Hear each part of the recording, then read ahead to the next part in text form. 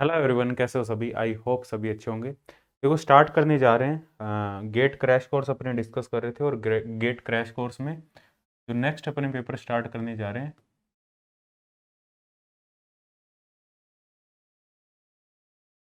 ठीक है, बहुत जल्दी अपने कवर कर लेंगे। मैं सिलेबस खींचूंगा जल्दी जल्दी, ठीक है। गेट क्रैश कोर्स, और इसमें अपने नया पेपर एक स्टार्ट करने जा रहे हैं, atomic and molecular physics. Quantum mechanics के क्वेश्चन वाली वीडियो रह रही है, वो भी मैं साथ साथ में लेके चलूंगा, और साथ में एक नया सब्जेक्ट भी लेके चलूंगा जिसका नाम है atomic and molecular physics. Atomic and molecular physics. थोड़ा हो सकता है मेरी एनर्जी थोड़ी सी लो रहे, क्योंकि लगातार लंबी वीडियो बनाऊंगा, तो उस वजह से हो सकता है जो एनर्जी है वो थोड़ी सी लो रह सकती है। काफ़ी देर तक कंटिन्यू वीडियो बनाऊंगा, तो उस वजह से। और इसके साथ में अपने बात करें, देखो, जो भी स्टूडेंट यहाँ पे मेरे पास में गेट की जो टेस्ट सीरीज़ है वो भी लॉन्च की गई है। और काफ़ी स्टूडेंट ऐसे थे सर, वो कह रहे थे सर हमारा जो गेट का क्रैश कोर्स है और टेस्ट सीरीज़ का जो शेड्यूल है मैच नहीं कर रहा। अब टेस्ट सीरीज़ की बात करें, तो जो टेस्ट सीरीज़ थी तुम्हारी, इस टेस्ट सीरीज में जो भी टेस्ट है तुम बाद में भी दे सकते हो। ऐसा नहीं है कि जिस डेट को शेड्यूल किया गया टेस्ट उसी डेट को देना है, ऐसा बिल्कुल भी नहीं है। कभी भी तुम टेस्ट अटेम्प्ट कर सकते हो, जब भी तुम्हारा जो रिवीजन है वो अच्छे से हो जाए, तब तुम आराम से टेस्ट अटेम्प्ट कर सकते हो बिना टाइम वेस्ट किए हुए। बिल्कुल भी फालतू की चीज़ों में टाइम वेस्ट नहीं करेंगे, direct point two point discussion करेंगे। अपने नोट्स बना लेना, शॉर्ट नोट्स, ठीक है। जो जो इंपॉर्टेंट फॉर्मूले हैं, जो जो इंपॉर्टेंट टॉपिक है, सबसे पहले अपने बात करेंगे यहाँ पे एटॉमिक फिजिक्स की। कोई फालतू बकवास नहीं करेंगे, पॉइंट टू पॉइंट अपने पढ़ेंगे बस, जिससे तुम्हारा टाइम वेस्ट ना हो और बहुत जल्दी चीज़ें कवर कर लें, ठीक है। एटॉमिक फिजिक्स, एटॉमिक फिजिक्स की अपने बात करें, एटॉमिक एंड मोलिकुलर फिजिक्स में यहाँ पे तीन पार्ट है हमारे पास में। एक है एटॉमिक फिजिक्स, दूसरा है मोलिकुलर फिजिक्स। मोलिकुलर फिजिक्स ये अपने बाद में डिस्कस करेंगे, ये छोटा ही पोर्शन है, ज़्यादा बड़ा पोर्शन नहीं है। और जो थर्ड है हमारे पास में, दैट इज़ मोलिकुलर फिजिक्स के बाद में जो थर्ड है हमारे पास में, laser physics. Laser I think GATE में है नहीं है, मैं चेक कर लूँगा गेट में लेज़र से क्वेश्चन बनता है नहीं बनता, बट नेट में है लेज़र फिजिक्स। गेट में भी चेक कर लेंगे, लेज़र फिजिक्स भी करवा दूंगा। बाकी आगे गेट का एग्ज़ाम भी तो अभी दिसंबर में नहीं है, तो गेट का एग्ज़ाम भी तो मतलब हम कह सकते हैं फरवरी मार्च के आसपास ही होगा। तो वो भी मतलब ऐसा नहीं है कि वो यूज़फुल नहीं होगा। वो भी जो गेट का एग्ज़ाम देंगे, ऑब्वियसली वो नेट का एग्ज़ाम तो टारगेट कर ही रहे होंगे, तो उनके लिए भी वो काफ़ी ज़्यादा हेल्पफुल रहने वाला है। एटॉमिक फिजिक्स की बात करें, सबसे पहले अपने बात करते हैं यहाँ पे जो मोस्ट इंपॉर्टेंट है हमारे पास में। फर्स्ट टॉपिक है हमारे पास में बोर मॉडल। टॉपिक से ही जस्ट स्टार्ट करते हैं, कोई फालतू टाइम वेस्ट नहीं करते। बोर मॉडल सबसे पहला टॉपिक। देखो, एटॉमिक फिजिक्स की बात करें तो यहाँ पे एटम की स्ट्रक्चर की अपने बात करते हैं। एटम की जो किस टाइप की स्ट्रक्चर होती है, सबसे पहले अलग अलग साइंटिस्ट ने एटम के बारे में बताया। जे थॉमसन ने काफ़ी चीज़ें बताई थी, रदरफोर्ड ने काफ़ी चीज़ें बताई थी। 11 12 से अपने पढ़ते आ रहे हैं रदरफोर्ड वगैरह। रदरफोर्ड वगैरह से क्वेश्चन नहीं बनते तुम्हारे नेट गेट लेवल पे, ठीक है। IIT जैम लेवल पे रदरफोर्ड से क्वेश्चन बनते हैं।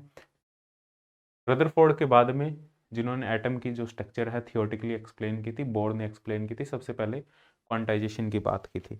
बोर ने क्या कहा था, बोर ने फर्स्ट पॉइंट तो ये कहा था जो इलेक्ट्रॉन है वो प्रोटॉन के चारों ओर हाइड्रोजन एटम में सर्कुलर ऑर्बिट में रिवॉल्व करेगा, और इलेक्ट्रॉन उन्हीं ऑर्बिट में रिवॉल्व करेगा जिनका angular momentum n h cut हो, या m v r. Angular momentum क्या होता है, m v r equal to n h cut हो, ठीक है। और जब इलेक्ट्रॉन एक स्टेबल ऑर्बिट में रिवॉल्व करेगा, तो वो ना तो एनर्जी को एमिट करेगा ना एनर्जी को एब्जॉर्ब करेगा। जब एक ऑर्बिट से दूसरी ऑर्बिट में जाएगा, तो एनर्जी को या तो एमिट करेगा या एनर्जी को एब्जॉर्ब करेगा, जिसकी जो फ्रीक्वेंसी होगी वो हमारे पास में एच मी होगी। जो एनर्जी होगी वो एच मी होगी। जो एनर्जी गैप होगा वो उसी एनर्जी के इक्वल होगा जो दोनों एनर्जी लेवल के गैप के इक्वल है हमारे पास में। तो ये हमारे पास में बोर ने मतलब ये इंपॉर्टेंट पॉइंट्स बताए थे। अब इसके बेसिस पे जब इसको मैथमेटिकली सॉल्व किया गया, जो बोर मॉडल है बेसिकली वो हाइड्रोजन लाइक एटम के लिए ही, या हाइड्रोजन एटम के लिए, हाइड्रोजन एटम के लिए वैलिड है, या हाइड्रोजन लाइक एटम के लिए ही वैलिड है। हाइड्रोजन लाइक एटम का मतलब है जिसमें सिंगल इलेक्ट्रॉन हो, एक इलेक्ट्रॉन हो, या सिंगल इलेक्ट्रॉन कह दे या एक इलेक्ट्रॉन हो, उन्हीं के लिए ये जो मॉडल है वो एप्लीकेबल होगा। अब इसमें कुछ इंपॉर्टेंट फॉर्मूले हैं जिनको मैथमेटिकली सॉल्व किया गया। यहाँ पे मैं कंप्लीट नहीं सॉल्व कराऊंगा, डायरेक्ट डिपेंडेंस बताऊंगा। और ये जो फॉर्मूले हैं ये तुम्हें कैसे याद रखने, कौन कौन से इंपॉर्टेंट फॉर्मूले हैं। अब यहाँ पे इंपॉर्टेंट जो बोर मॉडल से रिलेटेड जो फॉर्मूले हैं वो सबसे पहले तो है रेडियस का फॉर्मूला।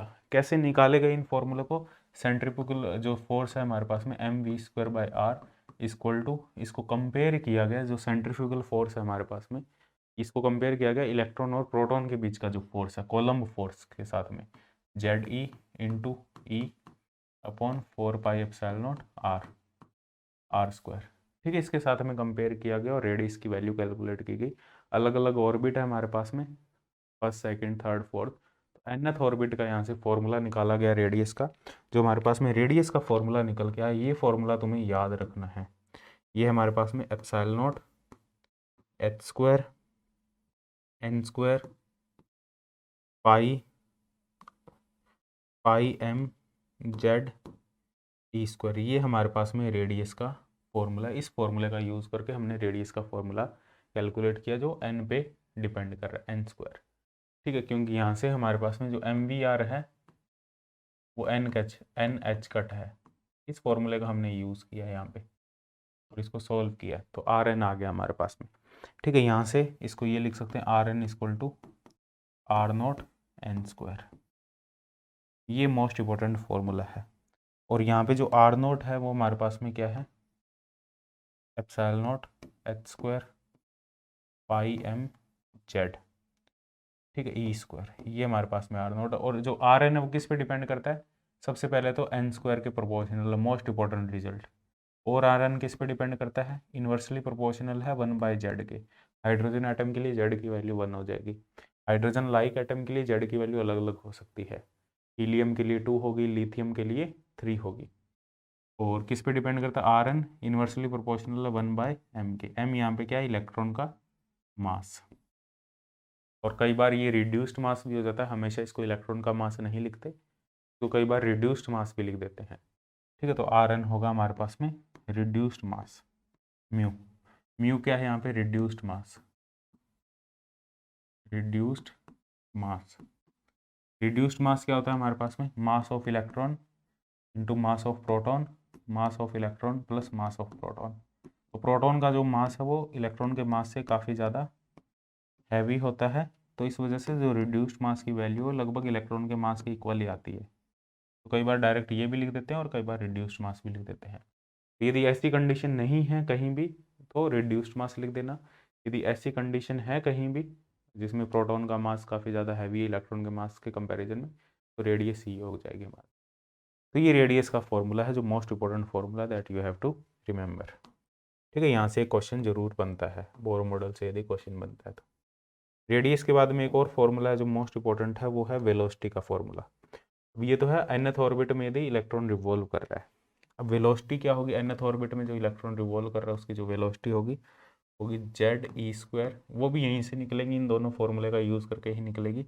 ZE² 2ε0h, और ये है इंटू 1/n। ये हमारे पास में वेलोसिटी का फॉर्मूला होगा। और ये किस पे डिपेंड कर रहा है, ये डिपेंड कर रहा है 1/n पे। ठीक है, और डिपेंड कर रहा है प्रोपोर्शनल जेड के मास पे, वेलोसिटी डिपेंड नहीं करेगी, it is independent of mass. Mass पे बिल्कुल भी डिपेंड नहीं करेगी। ये फॉर्मूला भी तुम्हें याद रखना है। इसको ये भी लिख सकते हैं Vn equal to V0 into 1/n। तो ये बाकी की जो टर्म है ये हमारे पास में V0 हो जाएगी। ये वाला फॉर्मूला यहाँ पे तुम्हें याद रखना है। और V0 को अपने अल्फा से भी लिख सकते हैं। जो V0 होगा वो क्या होगा, ZE² 2ε0h। Z की वैल्यू 1 है फॉर हाइड्रोजन एटम। ठीक है, तो आ जाएगा E² 2ε0h। तो V0 को अपने अल्फा सी भी लिख सकते हैं, अल्फा सी। ठीक है, यहाँ पे सी से ऊपर नीचे यदि मल्टीप्लाई कर दें तो ये जो टर्म होगी E² 2ε0hc, इसको अपने कहेंगे अल्फा, E² अपॉन 2ε0hc। ये फॉर्मूला भी याद रखना। इसको अपने कहेंगे fine structure constant of hydrogen atom. ये आगे आएगा जब अपने हाइड्रोजन एटम की फाइन स्ट्रक्चर डिस्कस करेंगे। Fine structure constant of hydrogen atom, ये फॉर्मूला भी तुम्हें पता होना चाहिए। ठीक है, वेलोसिटी का फॉर्मूला भी तुम्हें पता होना चाहिए, इसकी डिपेंडेंस भी तुम्हें पता होनी चाहिए। और अल्फ़ा की जो वैल्यू होती है वो होती है हमारे पास में 1/37, 1/137, 1/137, ये याद रखना, ये अल्फ़ा की हमारे पास में वैल्यू होती है। ठीक है, तो ये इंपॉर्टेंट फॉर्मूला है हमारे पास में। अब अपने बात करें हाइड्रोजन एटम की, जो बोर मॉडल में एनर्जी है, एनर्जी का जो फॉर्मूला है हमारे पास में वो क्या होगा, ये फॉर्मूला भी तुम्हें पता होना चाहिए। En होगा हमारे पास में -z² e⁴ m upon 8 ε0² h² into 1/n²। ये एनर्जी का फॉर्मूला होगा, kinetic energy plus potential energy. ठीक है, उससे निकालेंगे। और हमें पता है यहाँ पे जो काइनेटिक एनर्जी की जो वैल्यू होगी वो पोटेंशियल एनर्जी की जो वैल्यू हो, काइनेटिक एनर्जी की जो वैल्यू होगी वो पोटेंशियल एनर्जी की वैल्यू से जस्ट हाफ होगी और नेगेटिव होगी। वीरियल थ्योरम से ये पता है हमने, हाइड्रोजन, वो याद रख लेना पॉइंट। वीरियल थ्योरम जब हमने हार्मोनिक ऑसिलेटर डिस्कस किया था क्वांटम मैकेनिक्स में, वो याद है ना सभी को? क्वांटम मैकेनिक्स से सबने वीडियो देखी होगी, नहीं देखी तो वो देख लेना, वहाँ एक वीरियल थ्योरम डिस्कस की थी। वहाँ काइनेटिक एनर्जी का पोटेंशियल एनर्जी के साथ में रिलेशन बताया था। ठीक है, वो रिलेशन जरूर देखना, और वहाँ से पता लग जाएगा तुम्हें कि हाइड्रोजन एटम की जो काइनेटिक एनर्जी है वो पोटेंशियल एनर्जी पे कैसे डिपेंड करती है, वो सारी चीज़ें पता लग जाएगी। ये टोटल एनर्जी का फॉर्मूला ये याद रखना। और जो टोटल एनर्जी है हाइड्रोजन एटम की, kinetic energy plus potential energy, वो 1/n² पे डिपेंड करती है, वो z² पे डिपेंड करती है, वो रिड्यूस्ड मास के मास के इन्वर्सली प्रोपोर्शनल है, या इसको रिड्यूस्ड मास भी लिख सकते हैं अपने। This is the total energy of hydrogen atom. यदि रिड्यूस्ड मास की वैल्यू तुम चेंज कर दोगे, रिड्यूस्ड मास क्या है यहाँ पे हमारे पास में, अभी लिखा था MP MP प्लस ME, तो इसकी वैल्यू अभी तो रिड्यूस्ड मास की वैल्यू, क्योंकि प्रोटॉन का जो मास है वो इलेक्ट्रॉन के मास के कंपैरिजन में काफ़ी ज़्यादा हाई है, तो रिड्यूस्ड मास अभी हमारे पास में ME ही है। लेकिन कुछ केसेस ऐसे होंगे जो पॉजिट्रोनियम एटम होगा, या हमारे पास में म्यूनिक एटम होगा, जहाँ पे प्रोटॉन की जगह कोई और पार्टिकल आ जाएगा, MP की जगह कुछ और आ जाएगा। ठीक है, तो उस केस में कहानी अलग हो जाएगी, हमारे पास में रिड्यूस्ड मास अलग हो जाएगा। इस वजह से रिड्यूस्ड मास का डिपेंडेंस भी मैं तुम्हें ऑलरेडी बता के चल रहा हूँ, ताकि क्वेश्चन में तुम्हें कोई भी दिक्कत नहीं फेस करनी पड़े। ठीक है, और इसको अपने ये भी लिख सकते हैं, यदि जेड की वैल्यू 1 पुट करें और इलेक्ट्रॉन का मास वगैरह पुट करें यहाँ पे, तो आएगा -13.6 n² electron volt for hydrogen atom. ठीक है, फॉर हाइड्रोजन एटम, ये भी याद रखना फॉर्मूला। इलेक्ट्रॉन वोल्ट में 1 इलेक्ट्रॉन वोल्ट होता है 1.6 इंटू 10⁻⁹ जूल। ये फॉर्मूला भी तुम्हें याद होना चाहिए। एनर्जी का जो फॉर्मूला, nth ऑर्बिट में जो इलेक्ट्रॉन रिवॉल्व कर रहा है उसकी ये एनर्जी होगी। n की अलग अलग वैल्यू लिख सकते हो, 1 2 3 4, उसके अकॉर्डिंग तुम्हारे पास में अलग अलग एनर्जी की वैल्यू निकल के आ जाएगी। क्लियर है? और यहाँ से देख सकते हैं, जैसे जैसे अपने यहाँ से यदि अपने n की वैल्यू 1 2 3 4 लिखें और ग्राफ प्लॉट करें, इसका एनर्जी कर्व प्लॉट करें, तो जैसे जैसे अपने हायर ऑर्डर पे जाएंगे एनर्जी जो गैप है वो डिक्रीज करता जाएगा। जैसे जैसे हायर ऑर्डर पे बढ़ते जाएंगे energy gap will go on decreasing, और n की हाई वैल्यू पे ये कंटिन्यूस हो जाएगा कर्व। n की हाई वैल्यू पे it is going to be continuous, 1 2 3 4, ये आगे बढ़ता जाएगा और कंटिन्यूस हो जाएगा n की हायर वैल्यू पे। ठीक है, अब अपने बात करते हैं यहाँ पे टर्म वैल्यू। एक और हमारे पास में यहाँ पे पैरामीटर है, that is term value. Term value क्या है हमारे पास में, एनर्जी को जस्ट SC से डिवाइड कर दो, टर्म वैल्यू। इसको 1/λ से लिखेंगे, ये क्या होगा 1/λn से लिख सकते हो। एनर्जी को HC से डिवाइड कर दो, तो ये आएगा हमारे पास में -z² e⁴ m 8 ε0² h³ ठीक है, इंटू 1/n²। तो इसको अपने लिख देंगे -r इन्फिनेटिव, रिडबर्ग कांस्टेंट हो जाएगा ये 1/λ। इसको t से भी लिख देते हैं, टर्म वैल्यू से, डेल्टा t से भी लिख देते हैं, या t से भी लिख देते हैं, Tn से भी लिख देते हैं। r इन्फिनेटिव यहाँ पे हमारे पास में है Rydberg constant, z² e⁴ m 8 ε0² h³c। ये भी मोस्ट इंपॉर्टेंट फॉर्मूला है। r इन्फिनेटिव क्यों लिखा है इसको, आर इन्फिनिटिव इस वजह से लिखा है क्योंकि जो प्रोटॉन का मास है वो इलेक्ट्रॉन के मास के कंपैरिजन में काफ़ी ज़्यादा हैवी है, तो यहाँ पे हमने इलेक्ट्रॉन का मास लिया है m, ठीक है। और एक्चुअल जो रिडबर्ग कांस्टेंट होता है वो ये होता है -z²e⁴ into reduced mass upon 8ε0 h3 actual में रिडबर्ग कांस्टेंट ये होता है, ये फाइनाइट होगा।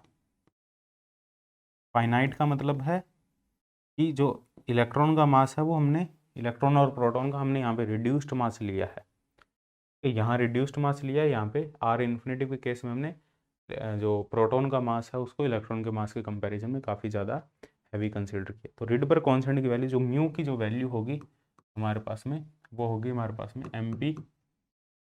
एम पी भी ले सकते हो या एम एच भी ले सकते हो, या जितने भी प्रोटॉन हैं, ठीक है, m p plus m e, कितने प्रोटॉन है उसके अकॉर्डिंग, न्यूक्लियस के अंदर कितने प्रोटॉन हैं उसके अकॉर्डिंग रिड्यूस्ड मास की अपने वैल्यू कंसीडर करेंगे, ठीक है। This is the Rydberg constant.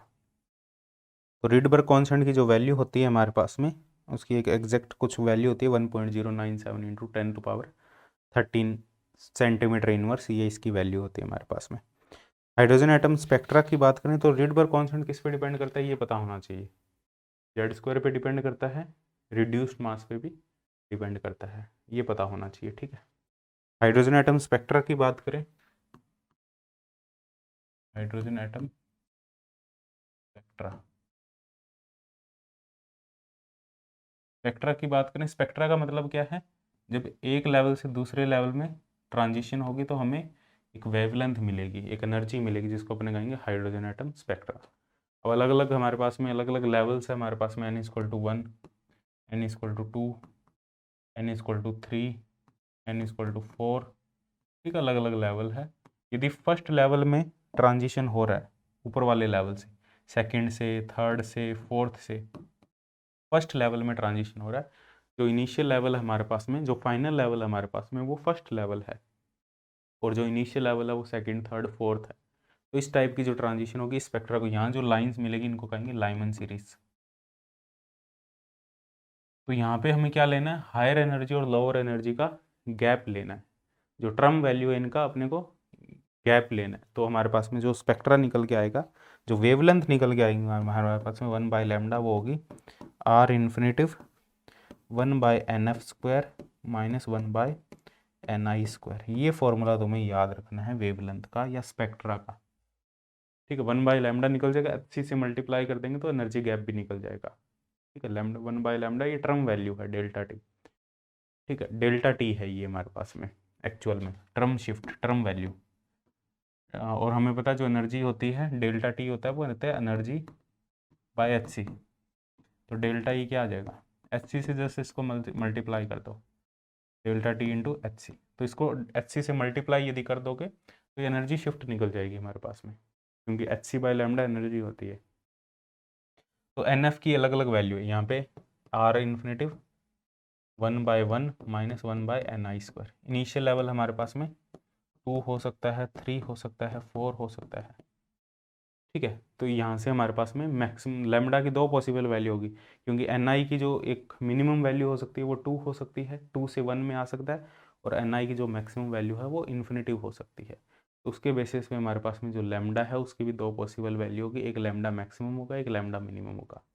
Lambda maximum कौन सा होगा, जहाँ पे एनर्जी मिनिमम होगी, एनर्जी मिनिमम कौन सी होगी, ये वाली, n=2 से 1 में एनर्जी मिनिमम होगी, n= इन्फिनिटिव से 1 में एनर्जी मैक्सिमम होगी। क्योंकि गैप देखो ना, गैप कहाँ ज़्यादा है, 2 से 1 में जब ट्रांसफ़र हो रहा है तो गैप इतना सा है, इन्फिनिटिव से 1 में जब ट्रांसफ़र हो रहा है तो गैप बहुत बड़ा है। जितना गैप ज़्यादा होगा उतनी वेवलेंथ कम होगी, क्योंकि wavelength is inversely proportional to energy, ठीक है। तो ni= यदि अपने बात करें ni=2 की बात करें तो यहाँ पे जो वेवलेंथ आएगी वो मैक्सिमम आएगी, क्योंकि एनर्जी मिनिमम है, 1 - 1/4। यहाँ से लैम्डा मैक्सिमम निकाल लेंगे, तो लैम्डा मैक्सिमम आ जाएगा 4/3 R इन्फिनिटिव, ठीक। ऐसे ही 1/λ मिनिमम की बात करेंगे तो R इन्फिनिटिव, एन आई की value infinitive, R infinitive 1/λ minimum, तो लैम्डा मिनिमम क्या आ जाएगा 1/r∞। तो ये लैम्डा मैक्सिमम और लैम्डा मिनिमम के हमारे पास में वैल्यू आ जाएगी। तो यहाँ पे जो लाइमन सीरीज होगी हमारे पास में वो अल्ट्रा वायलेट रीजन में होगी, यूवी रीजन में। ठीक है, ये पॉइंट जरूर नोट कर लेना। ऐसे ही एन एफ की वैल्यू हमारे पास में 2 हो सकती है। एन एफ की वैल्यू यहाँ 1 थी, एन एफ की वैल्यू हमारे पास में 2 हो सकती है, तो ये बामर सीरीज होगी। यहाँ पे भी मैक्सिमम और मिनिमम वेवलेंथ निकल जाएगी जब एन आई की वैल्यू। यहाँ एन आई की वैल्यू क्या हो सकती है, एन आई की वैल्यू यहाँ पे एन आई की वैल्यू एक तो 3 हो सकती है, एक एन आई की वैल्यू इन्फिनिटी हो सकती है।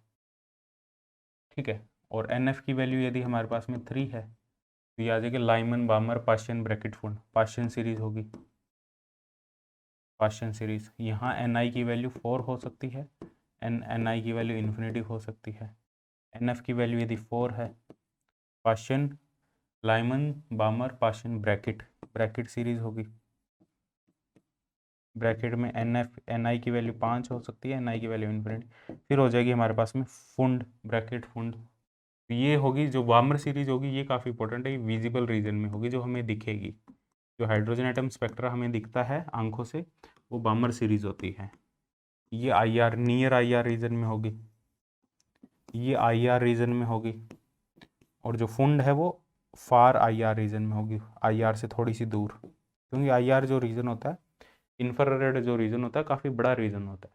तो एक नियर हो जाता है, एक आई आर हो जाता है, एक फार आई आर हो जाता है। तो यहाँ पे तीनों रीजन, जो लास्ट वाली 3 सीरीज है वो आई आर में होगी, बामर सीरीज विजिबल में होगी, और ये जो हमारे पास में लैम्डा सीरीज है, लाइमन सीरीज है, ये हमारे पास में किस में होगी, लाइमन सीरीज अल्ट्रा वायलेट में होगी। और लाइमन में भी अलग अलग होगी, L alpha, L L beta, L gamma.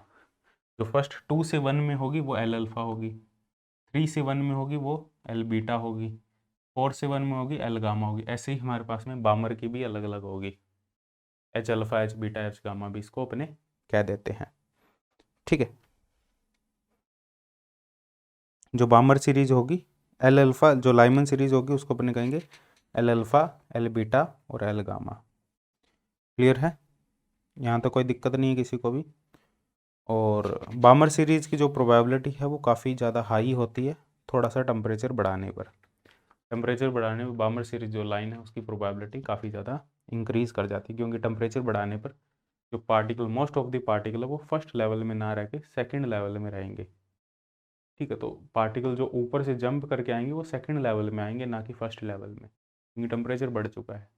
Temperature बढ़ाने पर बामर सीरीज में पार्टिकल के पाए जाने की प्रोबेबिलिटी ज़्यादा है, बामर सीरीज मिलने की प्रोबेबिलिटी ज़्यादा हो जाती है। क्योंकि as we as we go on increasing the temperature, the particle, the probability of particle will increase in second level, probability of particle to stay in second level will go in increase. Particle की probability increase हो जाती है, तो ऊपर से जो particle आएंगे वो ग्राउंड स्टेट में ना जाके सेकंड लेवल में रुकेंगे, क्योंकि सेकंड लेवल में रुकने की प्रोबेबिलिटी ज़्यादा है टेम्परेचर बढ़ाने पर। इस वजह से बामर सीरीज की जो प्रोबेबिलिटी है वो ज़्यादा होती है। ठीक है, एक और यहाँ पे इंपॉर्टेंट फॉर्मूला था, वो मैं यहाँ पे बता देता हूँ तुम्हें। एक रिडबर्ग कांस्टेंट का जो एक आर इन्फिनिटी और जो एक फाइनल रिडबर्ग कांस्टेंट था, उनमें एक फॉर्मूला था हमारे पास। ये निकाल लोगे ना सभी, मैक्सिमम और मिनिमम वेवलेंथ ये निकाल लेना। ठीक है, ये आनी चाहिए निकालनी, ये याद करने की ज़रूरत नहीं है। एक निकलवा के दिखा दिया मैंने, अब बाकी तुम्हें याद करने की ज़रूरत नहीं है, फटाफट से निकालनी आनी चाहिए, और ये फॉर्मूला पता होना चाहिए। ये फॉर्मूला यदि तुम्हें पता है, मोस्ट इंपॉर्टेंट, तो यहाँ से कुछ भी कर निकाल सकते हो तुम, निकालनी तुम्हें आनी चाहिए बस। ठीक है, अब हमने बात करें यहाँ पे रिडबर्ग कांस्टेंट का, जो रिड्यूस्ड मास के साथ में जो फॉर्मूला है उसका इन्फिनिटिव के साथ में जो रिलेशन है वो ये है 1 + me/mh। me है यहाँ पे इलेक्ट्रॉन का मास, या जो रिवॉल्व कर रहा है उसका मास, mh है यहाँ पे प्रोटॉन का मास। ठीक है, या अपने इसको ये भी कह सकते हैं, जरूरी नहीं हमेशा me/mh ही होगा, कई बार इलेक्ट्रॉन की जगह कोई और पार्टिकल भी हो सकता है जो रोटेट कर रहा हो, तो वो पार्टिकल आ जाएगा रोटेटिंग पार्टिकल, और यहाँ होगा न्यूक्लियस मास। जैसे कई बार म्यूनिक एटम की बात करें, म्यूनिक एटम में क्या होगा, एक सेंटर में तो प्रोटॉन होगा और म्यून पार्टिकल रिवॉल्व कर रहा होगा प्रोटॉन के चारों। म्यून पार्टिकल का जो मास होगा, 207 टाइम इलेक्ट्रॉन का मास होगा, और प्रोटॉन का मास हमें पता है 1836 टाइम इलेक्ट्रॉन का मास होता है। तो ये दोनों वैल्यू यहाँ पुट करोगे, R infinitive upon 1 plus M mu upon M H. तो एम म्यू और एम एच की वैल्यू यहाँ पे पुट करोगे, या एम पी की वैल्यू यहाँ पे पुट करोगे। तो बात आई समझ में। तो ये फॉर्मूला भी तुम्हें रिडबर कांस्टेंट का फॉर्मूला भी याद रखना है, फाइनाइट रिडबर कांस्टेंट का। ठीक है, कोई दिक्कत नहीं है। तो रिडबर कांस्टेंट यदि चेंज होगा हमारे पास में, रिडबर कांस्टेंट की वैल्यू जो चेंज होगी, अब यहाँ से रिडबर कांस्टेंट जो आएगा ये वाला, इसको जब सॉल्व करोगे म्यूनिक एटम के लिए, ये रिडबर कांस्टेंट आएगा 186 टाइम आर इन्फिनिटिव, ये आएगा हमारे पास। तो यहाँ पे जो 1/λ की वैल्यू है, जहाँ पे ये 1/λ में क्या आ रहा था, आर इन्फिनिटिव, अब आर इन्फिनिटिव की जगह क्या आ जाएगा, 186 are infinitive 1/ni² minus 1/nf²। सारी वैल्यू चेंज हो जाएगी। रिड्यूस्ड मास चेंज हो चुका है ना, रिड्यूस्ड मास चेंज होने की वजह से रिडबर कांस्टेंट भी चेंज हो चुका है, 1/λ भी चेंज हो चुका है, रेडियस भी चेंज हो जाएगी, एनर्जी भी चेंज हो जाएगी, तभी तो रिडबर कांस्टेंट चेंज हुआ है। यहाँ पे m की जगह क्या आ जाएगा, रिड्यूस्ड मास आ जाएगा। तो रिड्यूस्ड मास आ जाएगा तो एनर्जी की वैल्यू भी चेंज हो जाएगी, सारी वैल्यू यहाँ पे चेंज हो जाएगी उसके अकॉर्डिंग। क्लियर है यहाँ तक, कोई दिक्कत नहीं है। अब हमने यहाँ पे डिस्कस करते हैं ऑर्बिटल मैग्नेटिक मोमेंट की, magnetic moment of hydrogen atom. यदि किसी भी हाइड्रोजन एटम का एंगुलर मोमेंटम है तो उसके पास में एक मैग्नेटिक मोमेंट होगा।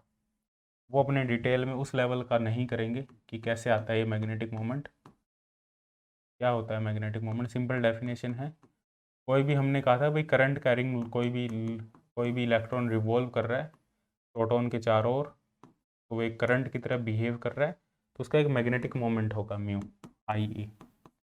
और इसको जब अपने सॉल्व करेंगे, एंगुलर मोमेंटम है एम बी आर, इलेक्ट्रॉन जो रिवॉल्व कर रहा है इसकी रेडियस आर है, इसका angular momentum M B R है, तो इसका एक मैग्नेटिक मोमेंट होगा, और जो मैग्नेटिक मोमेंट होगा वो उसके एंगुलर मोमेंटम पे डिपेंड करेगा। और क्या रिलेशन है, वो रिलेशन तुम्हें याद रखना है। Angular momentum and magnetic momentum में एक रिलेशन है, relation between angular momentum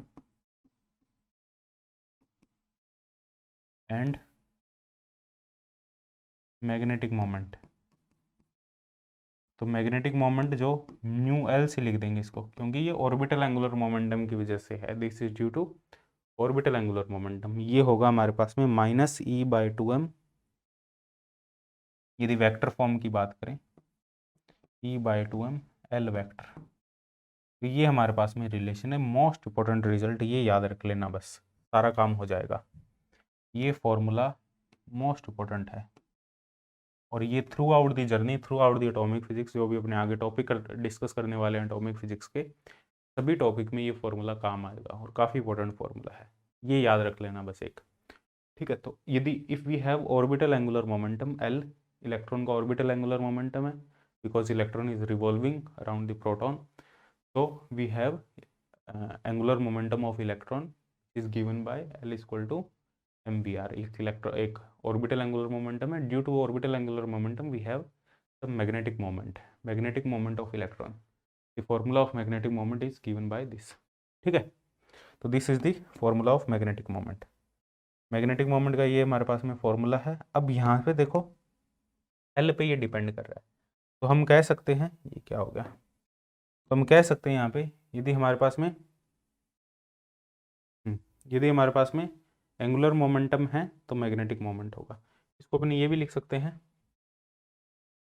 mu L equal to -e/2m, और एंगुलर मोमेंटम को अपने ये लिख सकते हैं रूट, यदि एक्सपेक्टेशन वैल्यू की बात करें h कट।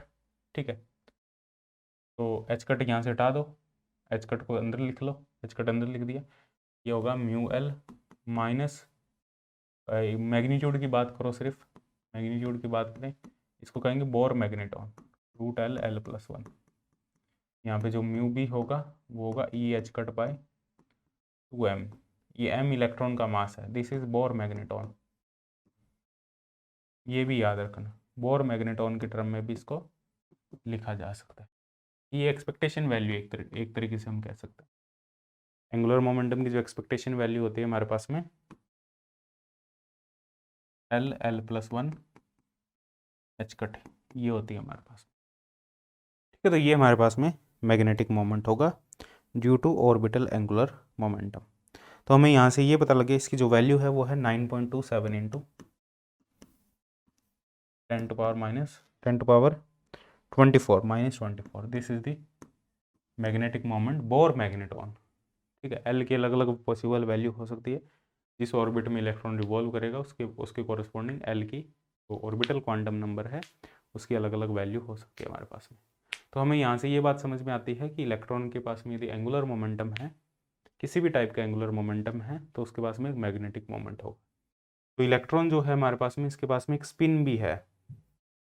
इलेक्ट्रॉन के पास में, इलेक्ट्रॉन प्रोटॉन के चारों ओर रिवॉल्व कर रहा है, तो इलेक्ट्रॉन अपनी एक्सिस पे भी रिवॉल्व कर रहा है, तो इलेक्ट्रॉन के पास में स्पिन भी है, तो एक स्पिन एंगुलर मोमेंटम भी है जिसको एस से लिखेंगे,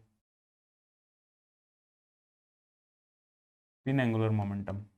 ये होगा हमारे पास में S+1 h कट। ठीक है, तो इससे एसोसिएटेड भी एक मैग्नेटिक मोमेंट होगा जिसको अपने कहेंगे स्पिन मैग्नेटिक मोमेंट, वो भी सेम ही होगा E/2m, और ये होगा S वेक्टर। और यहाँ पे एक और फैक्टर आएगा GS, G फैक्टर कहते हैं जिसको, GS। वहाँ पे भी एक आता है लेकिन उसकी वैल्यू 1 होती है। यहाँ पे भी μL जो होता है वो होता है GL, E/2m L, लेकिन यहाँ पे GL की जो वैल्यू होती है वो 1 होती है। ऑर्बिटल एंगुलर मोमेंटम, जो इलेक्ट्रॉन के लिए ऑर्बिटल एंगुलर मोमेंटम होगा, उसकी जो GL की वैल्यू होगी, G फैक्टर, इसकी वैल्यू 1 होती है। यहाँ GS की वैल्यू डिफरेंट होगी, और GS की वैल्यू यहाँ पे 2 होती है इलेक्ट्रॉन के लिए। न्यूक्लियर फिजिक्स में डिस्कस करेंगे इसको, फॉर 2 GS2 फॉर इलेक्ट्रॉन। बस प्रोटॉन और उनके लिए अलग होती है, बस उसकी अभी बात ही नहीं कर रहे अपने, अभी सिर्फ इलेक्ट्रॉन की बात कर रहे हैं। ठीक है, तो GS की वैल्यू 2 होती है हमारे पास में। इसको ये भी लिख सकते हैं GS रूट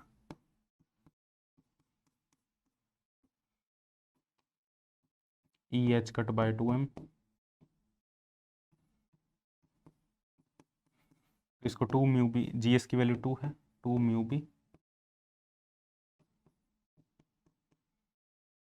म्यू एस, और S की वैल्यू यदि हाफ है, इलेक्ट्रॉन के लिए S की वैल्यू हाफ है, तो हाफ +1 3/2, तो 3/4, तो √3/2, 2 से 2 कैंसिल हो जाएगा, तो ये आ जाएगा √3 म्यू बी। तो इलेक्ट्रॉन के लिए ये हमारे पास में जो स्पिन एंगुलर मोमेंटम से रिलेटेड जो मैग्नेटिक मोमेंट है, स्पिन मैग्नेटिक मोमेंट कह सकते हैं इसको अपने, स्पिन मैग्नेटिक मोमेंट,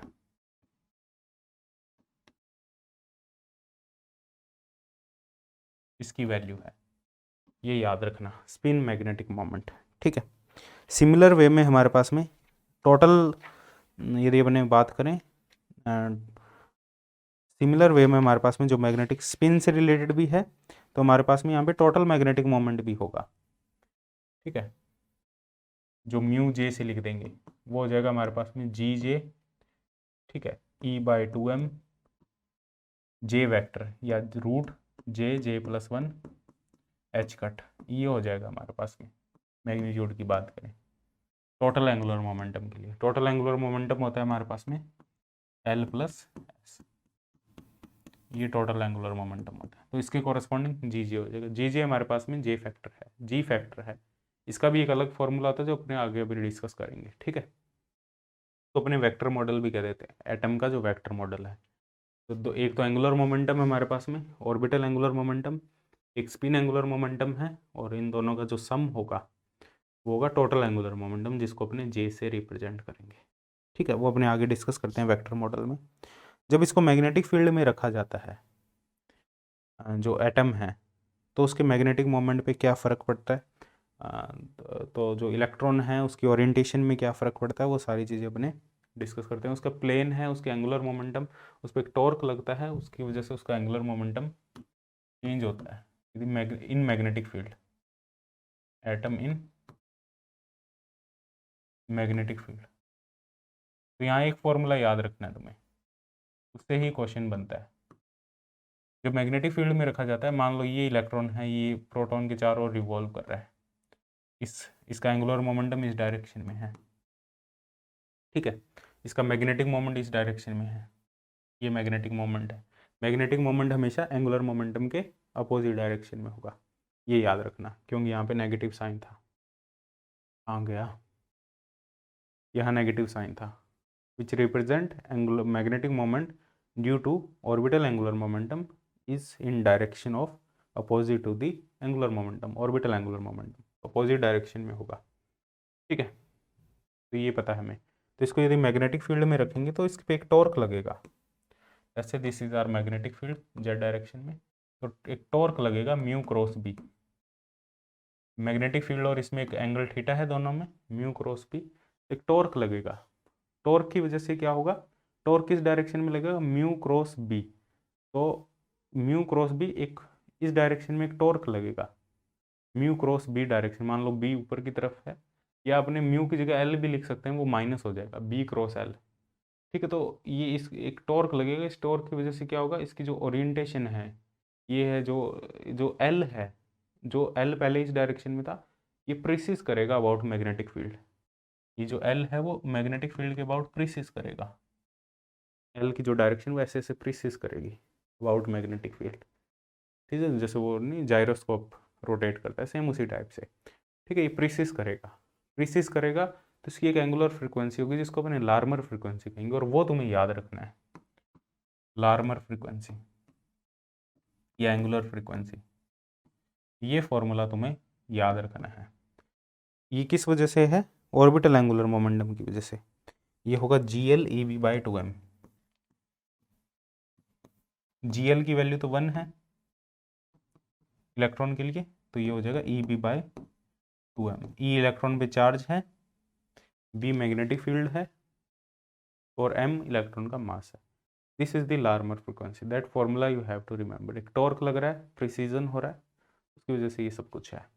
ऐसे ही अपने इससे रिलेटेड हमारे पास में जो टॉर्क है वो हमेशा एंगुलर मोमेंटम के परपेंडिकुलर डायरेक्शन में एक्ट करेगा, it will not change the magnitude of angular momentum, ये उसकी स्पीड को चेंज नहीं करेगा, it will not change the speed of electron, the magnetic field that we are applying, it will not change the magnitude of velocity of electron, it will not change the magnitude of orbital angular momentum, orbital angular momentum के magnitude को change नहीं करेगा, it only changes the direction of angular momentum, जो direction है उसको सिर्फ change करेगा, it will not change the magnitude of angular momentum. बहुत डिटेल में यार जा सकते हैं लेकिन फ़ायदा नहीं है, it will not change the magnitude of angular momentum, only direction changes, सिर्फ डायरेक्शन को चेंज कर सकता है, क्योंकि जो टॉर्क है वो एंगुलर मोमेंटम के परपेंडिकुलर डायरेक्शन में है, यदि टॉर्क एंगुलर मोमेंटम के परपेंडिकुलर डायरेक्शन में है तो सिर्फ वो एंगुलर मोमेंटम की डायरेक्शन को ही चेंज कर पाएगा, उसके मैग्नीट्यूड को चेंज नहीं कर पाएगा। हाँ, यदि वो परपेंडिकुलर नहीं होता, और वो परपेंडिकुलर यहाँ तो रहेगा ही रहेगा, यदि वो नहीं होता परपेंडिकुलर तब वो मैग्नीट्यूड को भी चेंज कर सकता था, जैसे जाइरोस्कोप में होता है। जाइरोस्कोप में वो एक तो उसकी डायरेक्शन को भी चेंज कर रहा होता है, जाइरोस्कोप ये जो लट्टू कहते हैं ना, इसको अपने बचपन में खेलते थे इससे, मैकेनिक्स में इसका मोशन पढ़ते हैं ना अपने,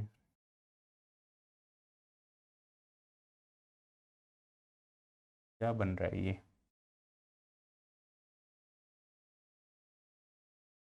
इस टाइप से होता है ना ये लट्टू,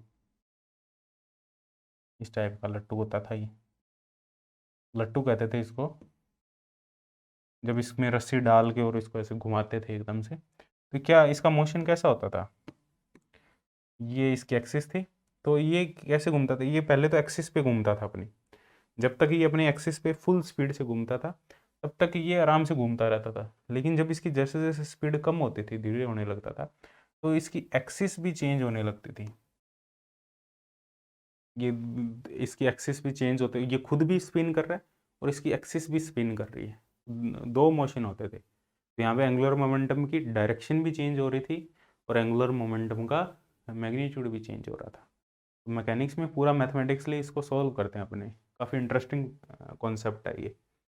ठीक है, काम का नहीं है हमारे अभी के लिए, एग्जाम पॉइंट ऑफ व्यू के लिए, नेट के लिए काम का नहीं है। काफ़ी अच्छा कॉन्सेप्ट है, यदि पढ़ाना हो तुम्हें पढ़ना हो तो कोई भी HC वर्मा वगैरह बुक फॉलो कर लेना या NCERT फॉलो कर लेना, वहाँ से तुम्हें मैकेनिक्स की बुक से पता लग जाएगा। ठीक है, और यदि हम बात करें,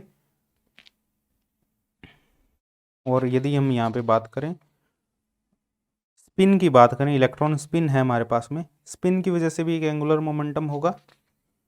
ठीक है, स्पिन की वजह से भी एक मैग्नेटिक मोमेंट होगा हमारे पास में, एक एंगुलर मोमेंटम होगा। सेम उसी टाइप से जैसे हमारे पास में टोटल एंगुलर मोमेंट, जैसे ऑर्बिटल एंगुलर मोमेंटम की वजह से हमारे पास में सेम उसी टाइप का हमारे पास में फैक्टर होगा और जी की वैल्यू 2 होगी। ठीक है, वो अपने अभी डिस्कस करते हैं आगे।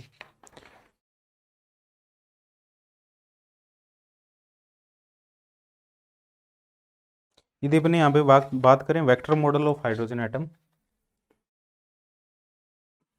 Vector model of hydrogen atom,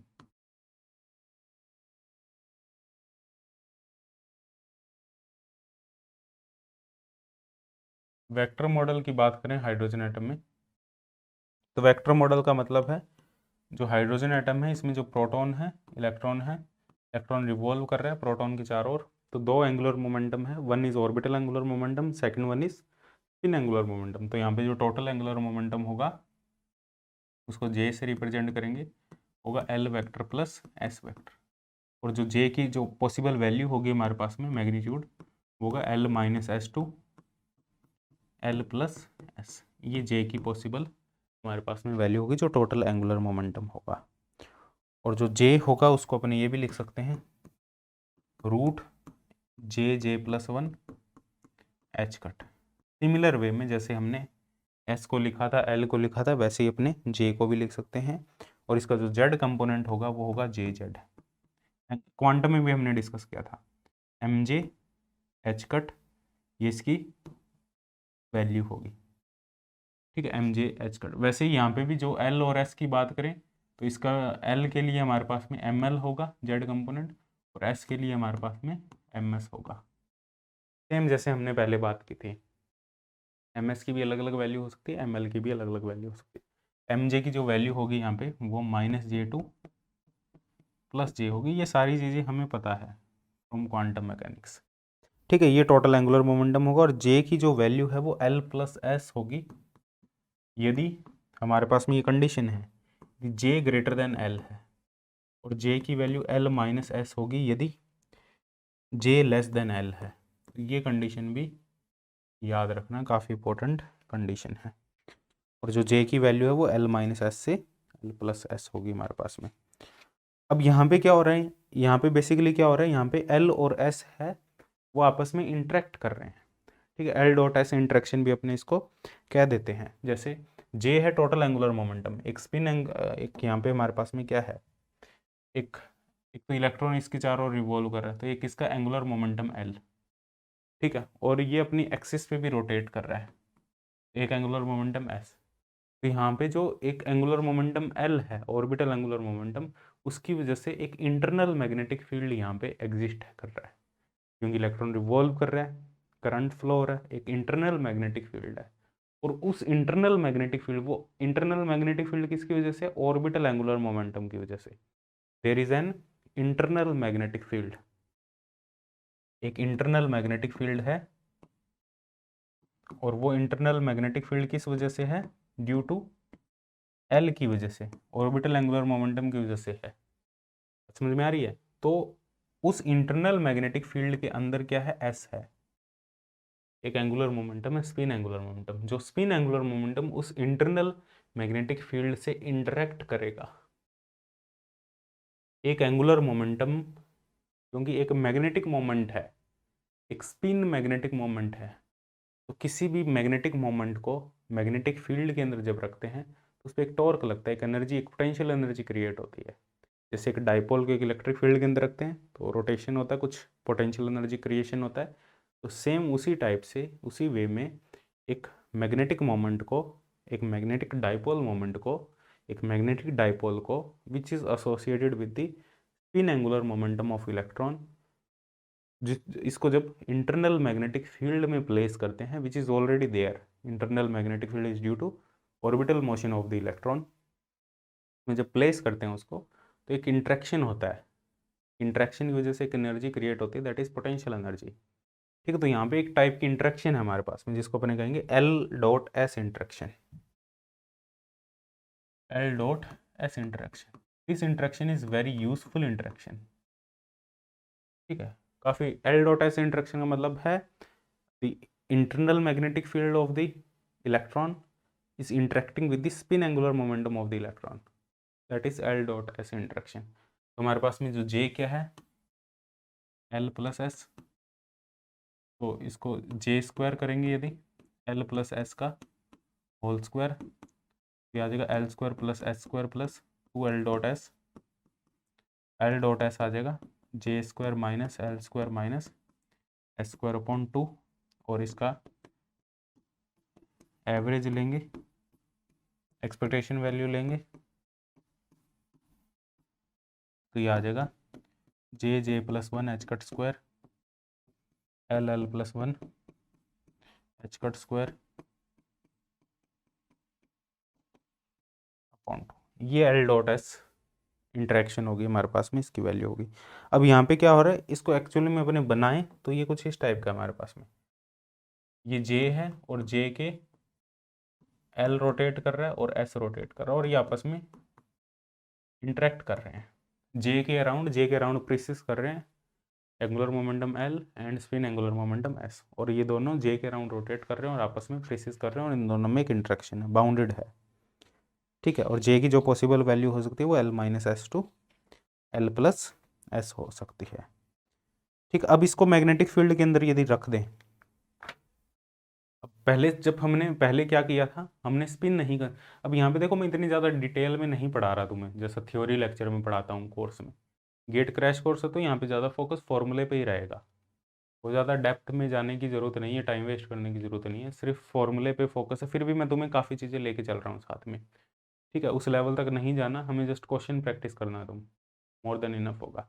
ठीक है, यदि अपनी थ्योरी में अच्छे से पढ़ें तो मैं सारी चीज़ें मैं अच्छे से बताता हूँ, हर चीज़ यहाँ पे, ये कैसे हुआ, ये कैसे आएगा, इंटरेक्शन कैसे आता है, पोटेंशियल एनर्जी कैसे क्रिएट होती है, सारी चीज़ें बहुत डिटेल में पढ़ा जा सकता है और काफ़ी इंटरेस्टिंग भी है, लेकिन यहाँ नहीं बताया जा सकता उन सब चीज़ों को।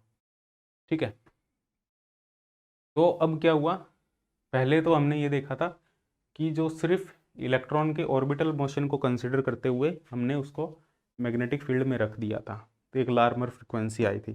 ये जो लार्मर फ्रिक्वेंसी थी ये किस वजह से थी, ये सिर्फ इलेक्ट्रॉन के ऑर्बिटल मोशन की वजह से थी।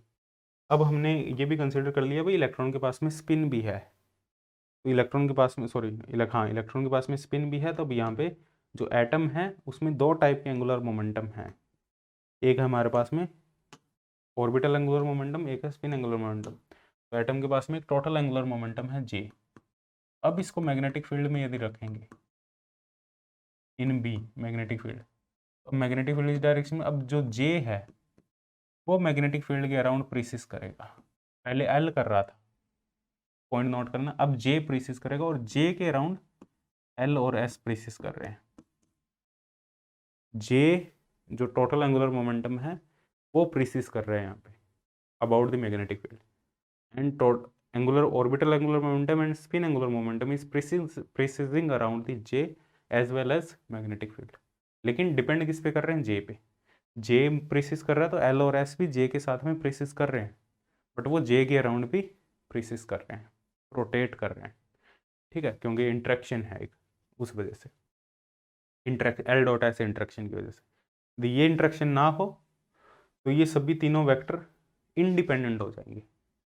इफ L.S इंट्रैक्शन जीरो कर दें, L.S इंट्रैक्शन यदि जीरो कर दें तो J, L and S independently precess करेंगे, independently precess around magnetic field, magnetic field के अराउंड इंडिपेंडेंटली प्रेसिस करेंगे। उस टाइप से प्रेसिस नहीं करेंगे जैसे अभी कर रहे हैं कि जे प्रेसिस कर रहा है और जे के अबाउट एल और एस प्रेसिस कर रहे हैं।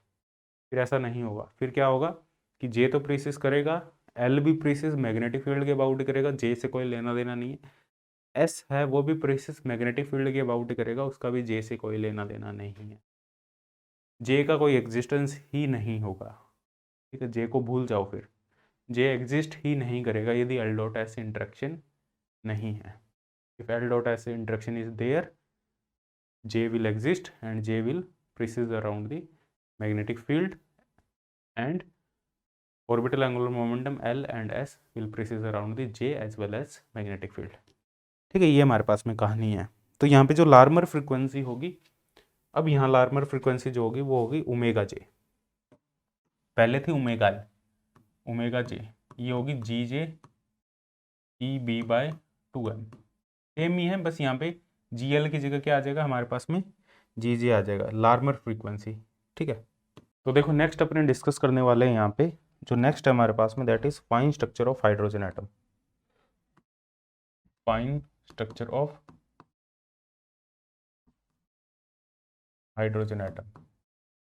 देखो बोर मॉडल के according, according to Bohr model, Bohr ने ये बताया था कि हाइड्रोजन एटम के जो लेवल है एनर्जी है वो किस पे डिपेंड करेगी, E N equal to -13.6 upon N square electron volt, सिर्फ इस पे डिपेंड करती है। और ये जो लेवल है हमारे पास में, इस टाइप के हमें लेवल देखने को मिलते हैं। ठीक है, हाइड्रोजन एटम की लेवल है, लेकिन एक्चुअल एक्सपेरिमेंटली देखा गया ये जो लेवल है, जितना बोर्ड ने बताया था हाई रेजोल्यूशन स्पेक्ट्रोमीटर से जब देखा गया, तो ये जो लेवल है ये फर्दर डिवाइड होते हैं। जितने लेवल यहाँ दिखाए गए हैं उतने लेवल नहीं मिलते, उससे कहीं ज़्यादा लेवल हमें देखने को मिलते हैं। तो इसको एक्सप्लेन करने के लिए इसको अपने कहते हैं fine structure of hydrogen atom, fine structure.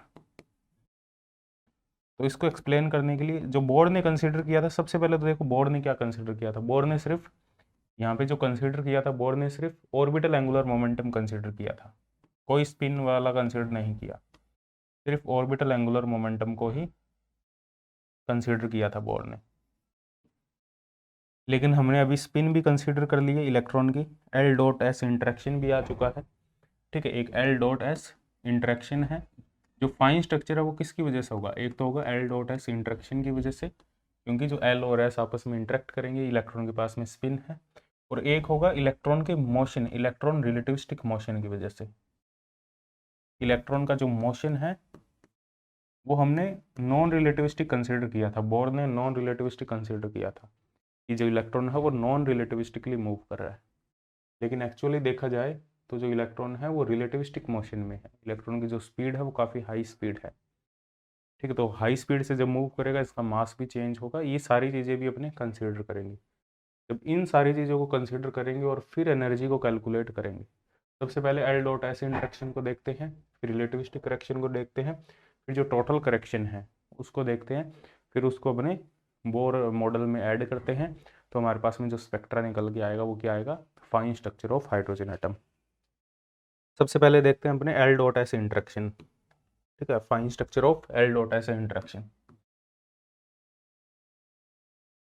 Fine structure of L dot S interaction.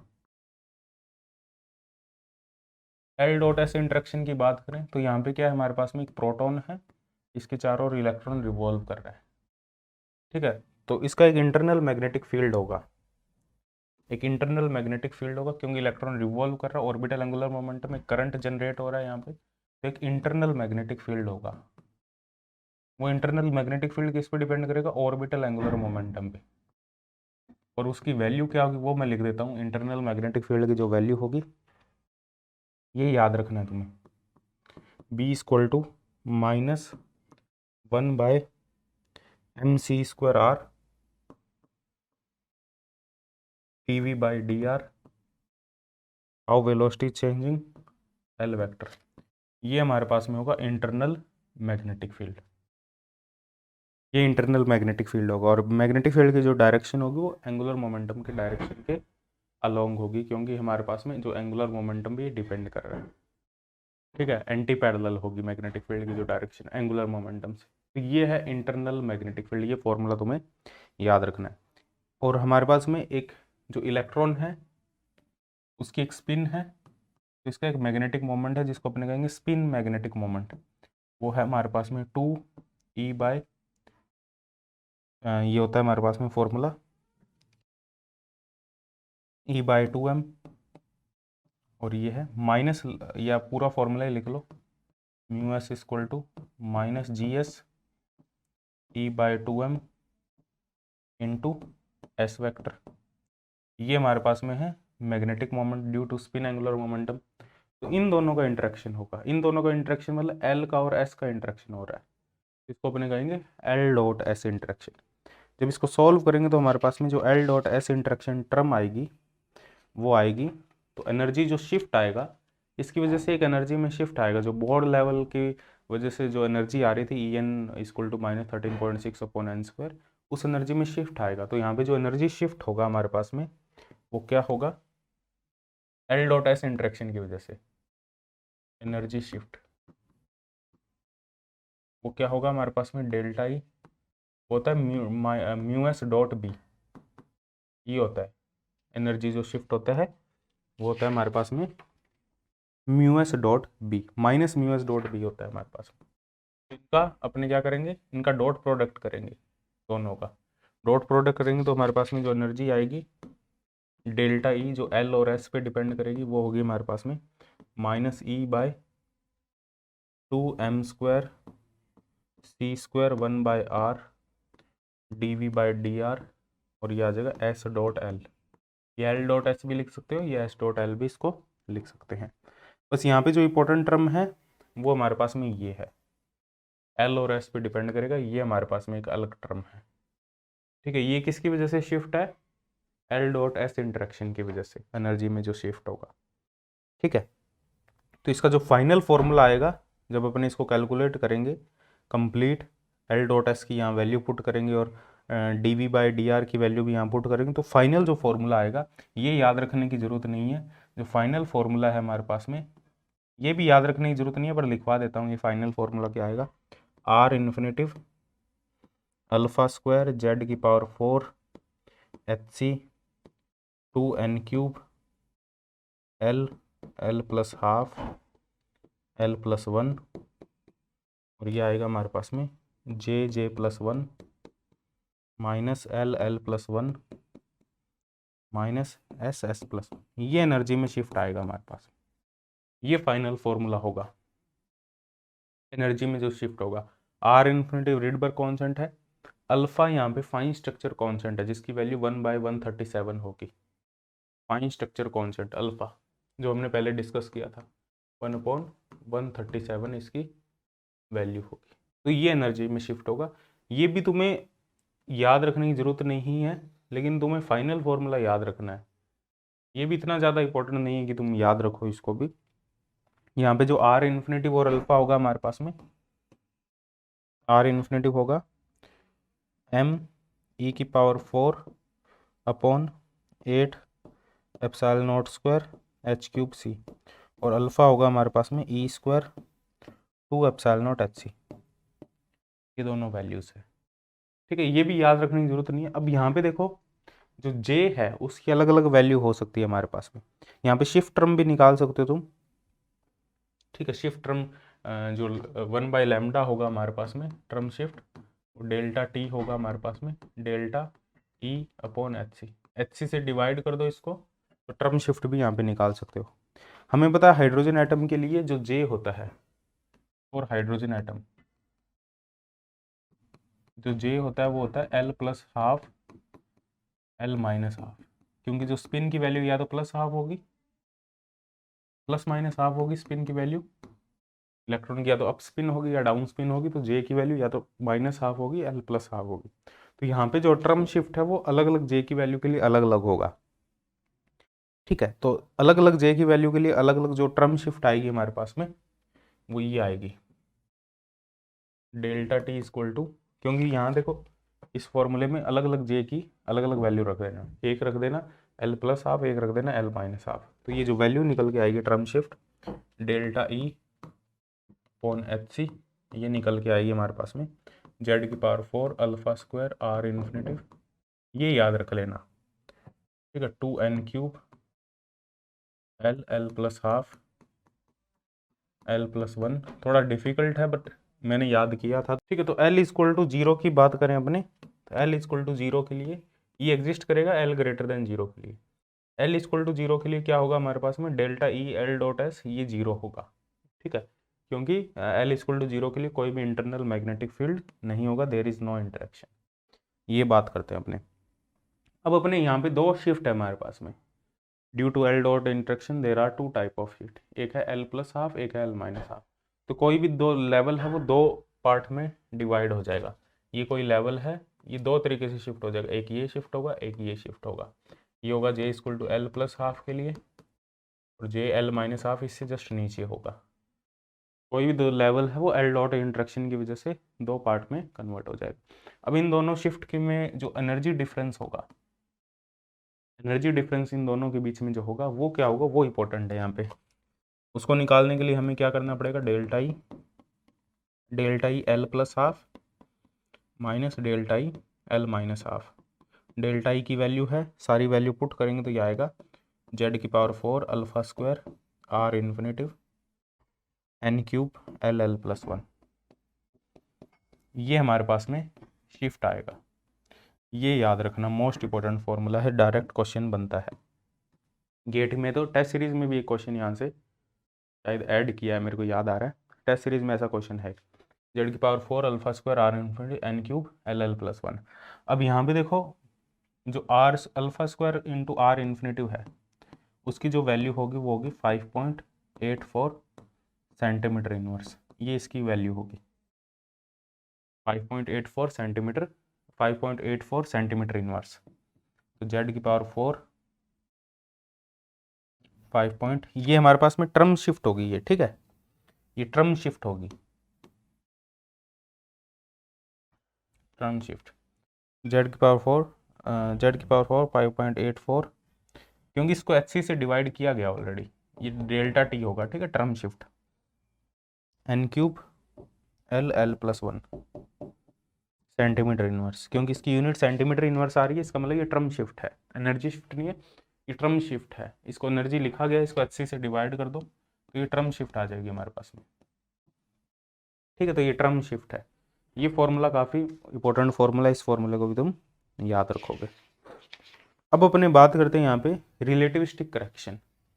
जो फर्स्ट करेक्शन है वो हमने डिस्कस कर ली यहाँ पे। जो फर्स्ट करेक्शन थी वो कौन सी थी हमारे पास में, फर्स्ट करेक्शन हमारे पास में थी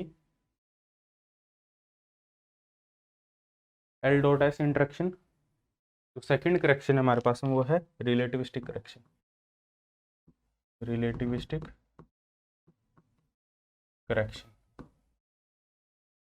रिलेटिविस्टिक करेक्शन की बात करें यहाँ पे तो इलेक्ट्रॉन के मोशन की वजह से ये टर्म आ रही है, और इसकी जो वैल्यू आएगी मैं डायरेक्ट बता रहा हूँ, जो टर्म शिफ्ट आएगी रिलेटिविस्टिक करेक्शन के लिए, चाहे जे एल प्लस हाफ के लिए बात करो चाहे जे एल माइनस हाफ के लिए बात करो, इसमें वो फ़र्क नहीं पड़ता, ये सेम रहेगा। इसको अपने लिख देंगे डेल्टा टी आर से, term shift for relativistic correction. ये आएगी आर इन्फिनेटिव जेड की power 4 alpha square upon N cube, और ये होगा 3/4n minus 1/l plus half. ये हमारे पास में टर्म होगी relativistic correction, most important formula, ठीक है, that you have to remember, most important. तो और दोनों करेक्शन को जब ऐड करेंगे, दो टाइप की करेक्शन आ चुकी है, एक एल डॉट एस इंटरेक्शन, एक रिलेटिविस्टिक करेक्शन। ये एल डॉट एस इंटरेक्शन है, ये रिलेटिविस्टिक करेक्शन है, और दोनों को ऐड करेंगे for different J value. Different J का मतलब जे एल प्लस हाफ और जे एल माइनस हाफ, दोनों के लिए ऐड करेंगे। तो सबसे पहले बात करते हैं टोटल टर्म शिफ्ट की, बात करते हैं total term shift. Total term shift की बात करें तो टोटल टर्म शिफ्ट में हमारे पास में सबसे पहले है J equal to L plus half के लिए, ठीक है, तो डेल्टा टी जो आएगा वो आएगा delta T R plus delta T J equal to L plus half. एक तो रिलेटिविस्टिक ऐड करेंगे और एक L dot S interaction add करेंगे, लेकिन जे एल प्लस हाफ वाले।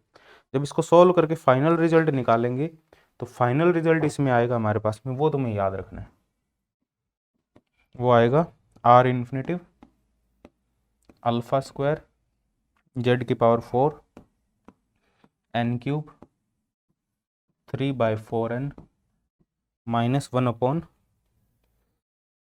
ये आएगा हमारे पास में 1/j प्लस हाफ। ये आएगी हमारे पास में total term shift. This is total term shift for j equal to L plus half. Clear है? यहाँ तक कोई दिक्कत नहीं। ये फॉर्मूला तो याद रखना ही रखना है, ठीक है। ये है टोटल टर्म शिफ्ट। अब अपने बात करें यहाँ पे j equal to L minus half के लिए, जब ये भी पुट करेंगे j equal to L minus half और delta T relativistic term add करेंगे plus delta T J L minus half put करेंगे, ये याद रखना। तो ये भी फॉर्चुनेटली हमारे पास में सेम ही आ रहा है, कोई डिफरेंस नहीं आएगा। जेड की power 4 N cube 3/4n minus 1/j minus, ये सेम आ रहा है हमारे पास में जो ये आ रहा है। तो जो टोटल फाइन स्ट्रक्चर कॉन्सेंट है वो तो एक ही आ रहा है, जो फाइनली जे पे डिपेंड कर रहा है, ठीक है। तो ये याद रखना। इसको डिराक फॉर्मूला भी अपने कह देते हैं, Dirac formula. R infinitive alpha square की वैल्यू पुट कर सकते हो 5.84 जेड की power 4 N cube 3/4n minus 1/j minus half. फिर ये j प्लस हाफ ही आएगा, ठीक है, j माइनस हाफ नहीं आएगा, j प्लस हाफ आएगा हमारे पास में। फिर डिराक फॉर्मूला होगा हमारे पास में। आई होप ये चीज़ समझ में आई हो तुम्हें, ठीक है। ये फॉर्मूला फाइनल फॉर्मूला है जो total fine structure of hydrogen atom को यहाँ पे रिप्रेजेंट करता है, और अल्फा स्क्वायर यहाँ पे फाइन स्ट्रक्चर कॉन्सेंट है। इस represent the fine structure of hydrogen atom. अब इसके बेसिस पे, इस फॉर्मूला के बेसिस पे अलग अलग जो लेवल है उनमें शिफ्ट देख सकते हैं। जैसे अपने बात करें n इक्वल टू 1 लेवल की, n इक्वल टू 1 के लिए L0 है, L0 है तो j की वैल्यू हाफ होगी, क्योंकि j की वैल्यू क्या होती है L minus S to L plus S, तो L तो 0 ही है, ये मोड होता है तो S हाफ है, तो j की वैल्यू सिर्फ हाफ आएगी। तो j की वैल्यू हाफ आएगी तो शिफ्ट एक ही होगा इसमें, कोई दो पार्ट में शिफ्ट नहीं होगा, कोई दो पार्ट में स्प्लिट नहीं होगा लेवल। n इक्वल टू जो 1 लेवल है, ये लेवल है, ये बस शिफ्ट हो जाएगा। कितना शिफ्ट होगा वो डेल्टा टी से अपने निकाल सकते हैं। r इन 5.84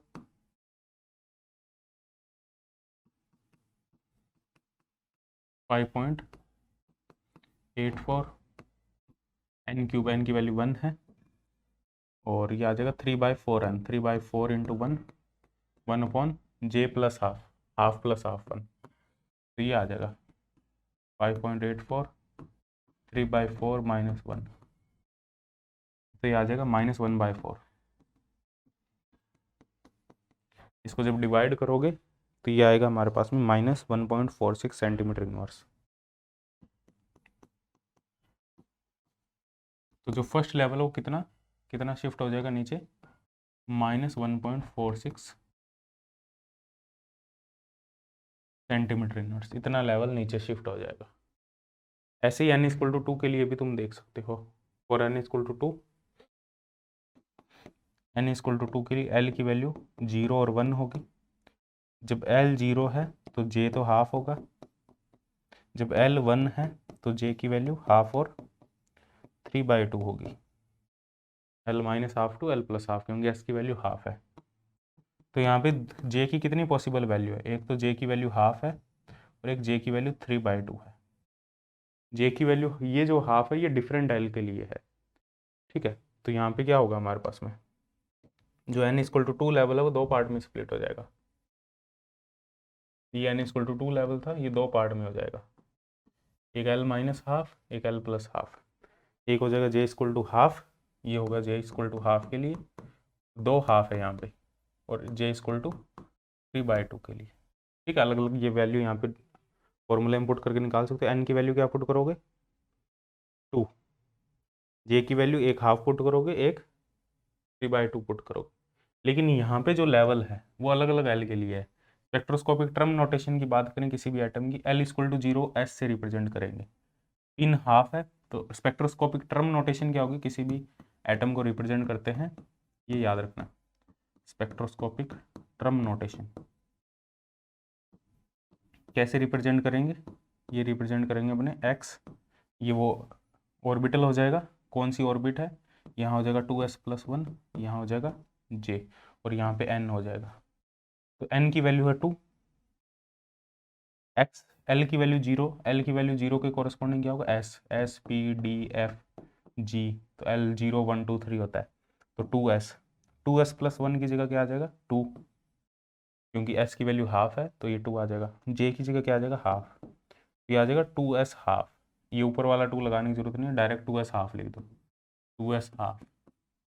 और l की वैल्यू 1 है, l की वैल्यू 1 की बात करें तो l की वैल्यू 1 के लिए ये हो जाएगा p, ठीक है, आगे 2 आ जाएगा और यहाँ हो जाएगा 2p हाफ, तो 2s हाफ और 2p हाफ लेवल कंबाइन होंगे j इक्वल टू हाफ के लिए, और ये होगा 2p 3/2। इनमें जो शिफ्ट होगी वो शिफ्ट किस फॉर्मूले से निकाल सकते हैं, वो अपने यहाँ पे ये जो शिफ्ट है ये इसका गैप ले सकते हैं अपने, इसका गैप, वो जो शिफ्ट थी ना वो हमने ये लिखी थी, जो ये अलग फॉर्मूला था, ठीक है, ये था सिर्फ L डॉट एस इंट्रैक्शन है, only L dot S interaction को कंसीडर करें। फिर दो लेवल के बीच में क्या शिफ्ट है, ये है जब कंप्लीट इंट्रैक्शन कंसीडर करें तब क्या शिफ्ट होगी इन दो लेवल के बीच की, ये डिफरेंस कितना होगा वो कहाँ से निकालेंगे, इन दोनों का डिफरेंस निकाल लेना, एक में j की वैल्यू 3/2 पुट कर देना, एक में j की वैल्यू हाफ पुट कर देना, तो तुम्हारे पास में आंसर निकल के आ जाएगा। बात समझ में आ रही है, दोनों चीज़ें अलग अलग है, मिक्स मत कर देना। ऐसे n इक्वल टू 3 के लिए, 4 के लिए, सभी के लिए तुम प्लॉट कर सकते हो, ठीक है। तो इसे कहेंगे fine structure of hydrogen atom.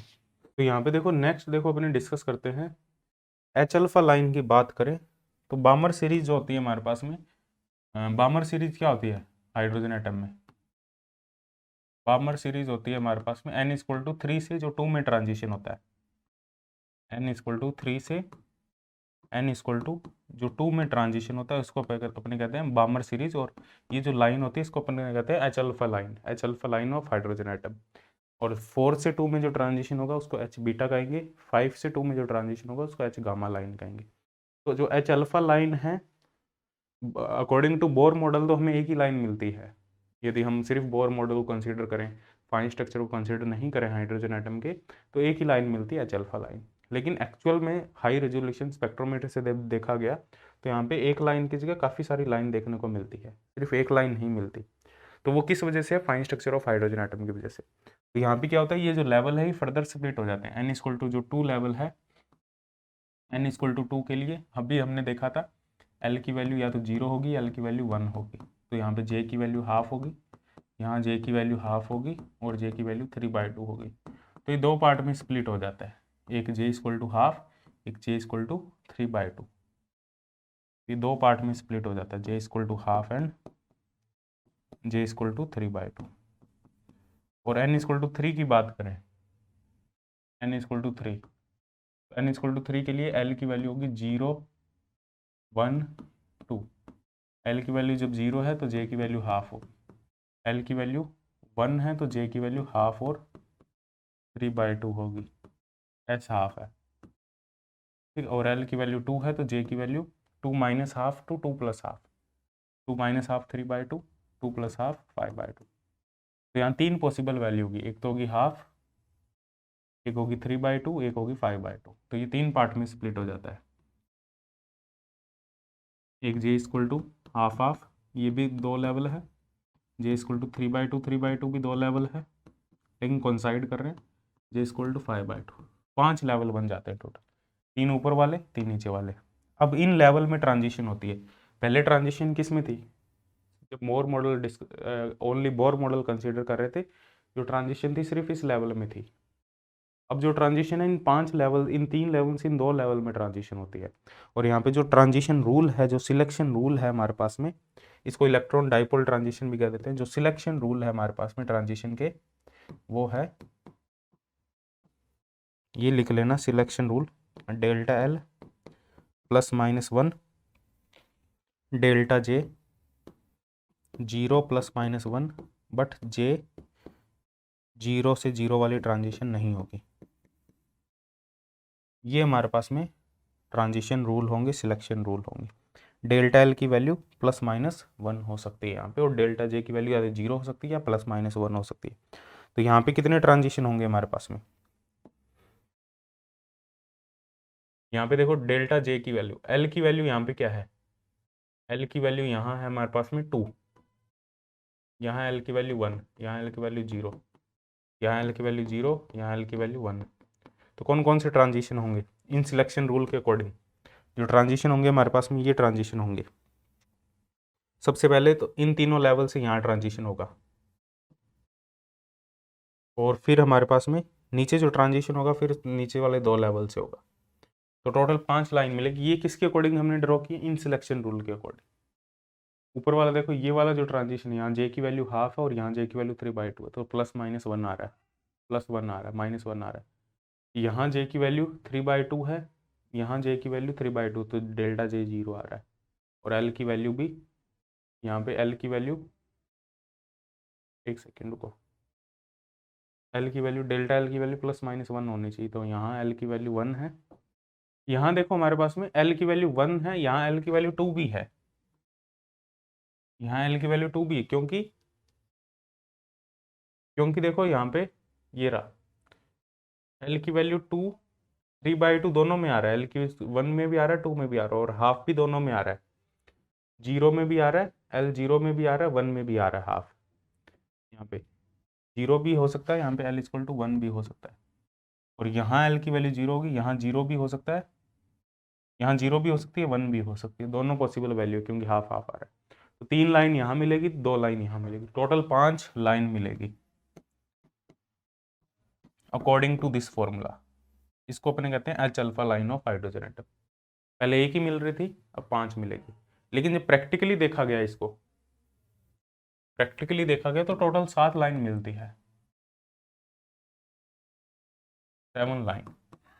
इसको अपने कहते हैं लैम्ब शिफ्ट। लैम्ब शिफ्ट का मतलब क्या है? यहाँ पे 7 लाइन मिलती है 5 की बजाय। क्यों मिलती है? क्योंकि यहाँ पे जो 2s हाफ लेवल और 2p हाफ लेवल है, ये 2s half level 2p half level ये कंबाइन कर रहे हैं आपस में, ये रहा, ये डीजनरेट है। ऐसे ही 2p हाफ लेवल, ये रहा 2p हाफ लेवल, और ये हमारे पास में 3s हाफ लेवल और 3p हाफ लेवल कंबाइन कर रहे हैं। But according to Lamb shift, इसको लैम्ब शिफ्ट कह देते हैं। जो 2p हाफ और 2s हाफ लेवल है and 2p half level, they are non degenerate level, इनमें कुछ गैप होगा, नॉन डीजनरेट लेवल। तो ये अलग अलग लेवल है, एक सिंगल लेवल नहीं होंगे, तो नंबर ऑफ लाइन की संख्या बढ़ जाएगी, और कितनी हो जाएगी? 7 हो जाएगी। इसको एक्सपेरिमेंटली इसको प्रूफ किया गया, बट हमें करने की जरूरत नहीं है। ये नॉन डीजनरेट लेवल होंगे, इसको ये अपने कहेंगे लैम्ब शिफ्ट। अब लैम्ब ने कैसे प्रूफ किया वो करने की जरूरत नहीं है, वो एग्जाम पॉइंट ऑफ व्यू से इतना ज़्यादा तुम्हारा इंपॉर्टेंट नहीं है कि ये किस टाइप से एक्सपेरिमेंट को परफॉर्म किया गया और कैसे देखा गया, वो इतना ज़्यादा इंपॉर्टेंट नहीं है तुम्हारे लिए, ठीक है। तो this is all about the fine structure of hydrogen atom. अभी क्वेश्चन डिस्कस कर लेंगे तो उसमें तुम्हें आइडिया हो जाएगा और भी, ठीक है।